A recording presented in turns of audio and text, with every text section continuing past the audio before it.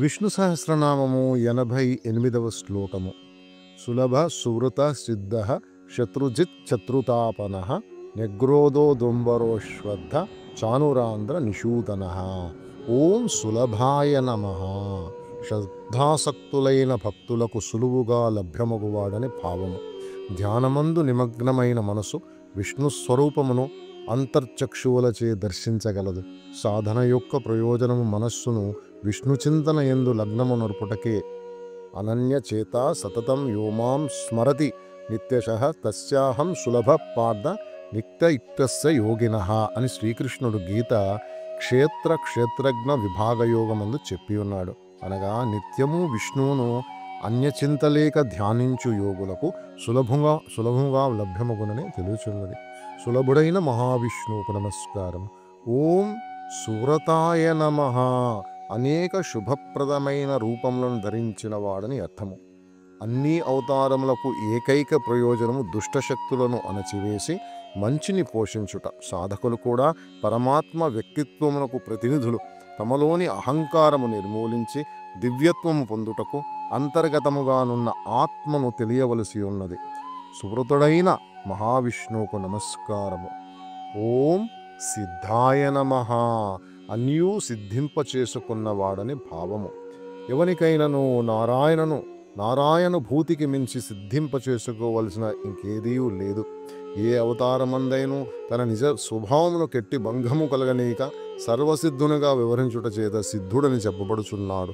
సిద్ధునకు నమస్కారము. ఓం శత్రుజితే నమః. శత్రువులందరినీ జయించిన వాడు మహావిష్ణువు. ఈ దేహము నేనను భావము ఇంద్రియజనిత వాంఛలను తీర్చుకోవాలనే తృష్ణ మనసుకు నిరంతరమైన శత్రువులు. ఈ శత్రువులది బలవత్తరమొకటచే మానవులు నిస్సహాయ స్థితి అనుభవించుట సామాన్యము. అయితే సాధకులు తమ దృష్టిని నారాయణునిపై ప్రసరించిన ఈ శక్తులను లొంగదీసుకున్నట్టుకు వీలగును. క్రమముగా వాటిపై జయము కూడా పొందగలరు. నారాయణ ధ్యానం వలన అంతఃశత్రువులపై జయమును సాధించుట వలన శత్రుజితుడని చెప్పబడుచున్నాడు. శత్రుజితుడకు విష్ణువుకు నమస్కారము. ఓం శత్రుతాపనాయ నమః. శత్రువులను కాల్చి భస్మము చేయవాడని అర్థము. విష్ణుపాదముల చెంత శరణాగతులైన భక్తులందు గల దుష్ట భావములను మాడి బూడిద అగునని భావము. దుష్టభావములు భక్తుల హృదయములను కాలుష్యపరచును. వాటిని భస్మము చేసిన గానే హృదయములు పవిత్రములు కావు. దుష్టచింతనలను కాల్చి భస్మము చేయుట చేత శత్రుతాపనని వర్ణించబడుచున్నాడు. శత్రుతాపనకు నమస్కారము. ఓం నిగ్రోధాయ నమః. అన్ని జీవులను శాసించున్నట్టి పరమాత్మ మాయ వెనక తిరుగుమరుగై ఉన్నాడని అర్థము. ఆత్మ జీవులను చైతన్యులను గావించుచున్నది. అయినప్పటికీ వాసనల చేత ఆత్మస్వరూపమును తెలియక జీవులు భౌతిక ప్రపంచ వ్యామోహములో పడి కొట్టుమిట్టాడుచున్నారు. ఆత్మస్వరూపమైన నారాయణుని వ్యక్తరూపమే ఈ జగత్తు అను సత్యమును జీవులు స్మరించుచున్నారు. మాయ వలన మరుగున పడి ఉన్నట్లు పరమాత్మ భావింతబడు చేత నిగ్రోధుడని తెలియబడుచున్నాడు. ఈ విశ్వమందలి కార్యకలాపములను శాసించి నిర్ణీత పద్ధతిలో నిర్వహించుట చేత అందరికన్నా చాలా గొప్పవాడని భావము ఈ నామము తెలియపరుచున్నది. నిగ్రోధునకు నమస్కారం. ఓం ఉడుంబరాయ నమః. పరమాత్మను యొక్క పెంచి పోషించు గుణములను ఈ నామం తెలుపుచున్నది. జీవులకు వాటికి తగిన ఆహారం ఇచ్చి పోషించుచున్నాడు.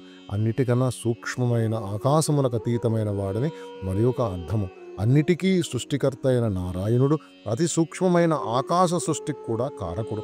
ఆకాశ మతి సూక్ష్మముగుచో దానికి కారణమైన పరమాత్మ సూక్ష్మాతి సూక్ష్మతై ఉండవలెను. అందుచే మహావిష్ణువు ఉడుంబరుడని చెప్పబడుచున్నాడు. ఉడుంబరునకు నమస్కారం. ఓం అశ్వత్థాయ నమః. అశ్వత్థ వృక్షము జీవిత వృక్షముగా భావించుచున్నట్లు కఠోపనిషత్తు భగవద్గీత వివరించున్నవి. వృక్షములకు నిత్యము కొత్త శాఖలు పుట్టుచున్న రీతిగా జీవిత వృక్షమునందు కూడా కొత్తగా జీవులు పుట్టుచున్నవి. వృక్షములకు వ్రేళ్లు మూలముగా ఉంటున్న విధంగా జీవిత వృక్షములకు మూలము నారాయణుడు. అందుచే నారాయణుడు అశ్వత్థ వృక్షంతో పోల్చబడుచున్నాడు. మరియు మానవ జీవిత కాలపరిమితి కన్నా అశ్వత్థ వృక్ష జీవిత కాల పరిమితి చాలా ఎక్కువ చేత పరమాత్మ వలె శాశ్వతమైనదిగాను అమరమైనదిగాను చెప్పబడుచున్నది. అశ్వత్థ వృక్షముతో పోల్చబడు మహావిష్ణువుకు నమస్కారం. ఓం చానురాంధ్ర విశూదాయ నమః. మహావిష్ణువు శ్రీకృష్ణ అవతారమున చానురుడను రాక్షసుని మల్లయుద్ధమున సంహరించినట్లు శ్రీమద్ భాగవతం వర్ణించుచున్నది.